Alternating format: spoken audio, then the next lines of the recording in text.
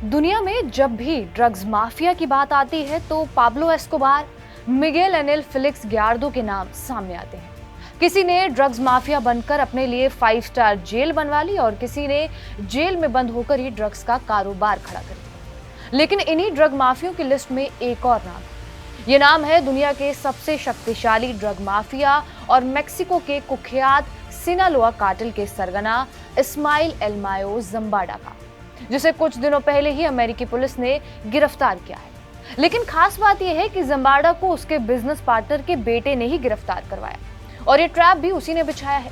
क्या है ये पूरी कहानी, बताएंगे आपको इस वीडियो में। नमस्कार, मेरा नाम है रिया शर्मा और आप देख रहे हैं TV9 डिजिटल। दरअसल इसकी कहानी जानने के लिए थोड़ा पीछे जाना होगा। जब 1980 का दशक था, मेक्सिको में सिनालोआ कार्टेल की शुरुआत हुई। मेक्सिको के सिनालोआ राज्य से शुरू हुए ये ग्रुप ने दुनिया का सबसे बड़ा ड्रग तस्कर होने का संगठन बना लिया। सिनालोआ कार्टेल का सबसे बड़ा टारगेट अमेरिका था, जो मेक्सिको का पड़ोसी थी। इस कार्टेल ने शुरुआत में गांजा और कोकीन जैसी चीजों की तस्करी करना शुरू किया था। सिनालोआ कार्टेल की नींव अल चापो गुज़मैन ने रखी, जिसकी गिनती दुनिया के सबसे खूंखार ड्रग तस्कर्स में की जाती है।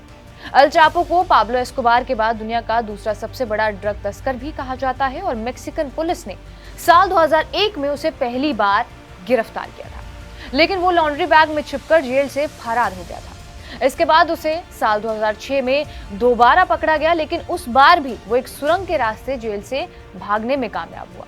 आखिरकार साल 2016 में मेक्सिकन पुलिस ने तीसरी बार अल चापो को गिरफ्तार किया और इस बार अमेरिका को प्रत्यर्पण कर दिया गया।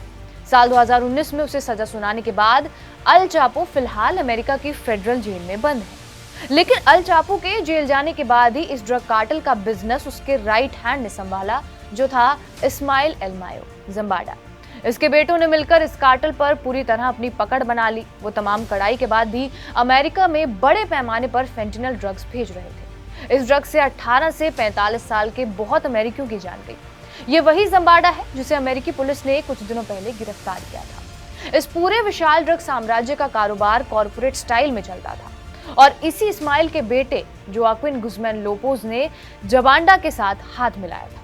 लेकिन इसने हाथ जरूर मिलाया था, पर फिर भी वो अपने पिता की गिरफ्तारी के लिए जम्बाडा को ही जिम्मेदार मानता था। इसलिए उसने जम्बाडा को पकड़वाने के लिए एक जाल बिछाया।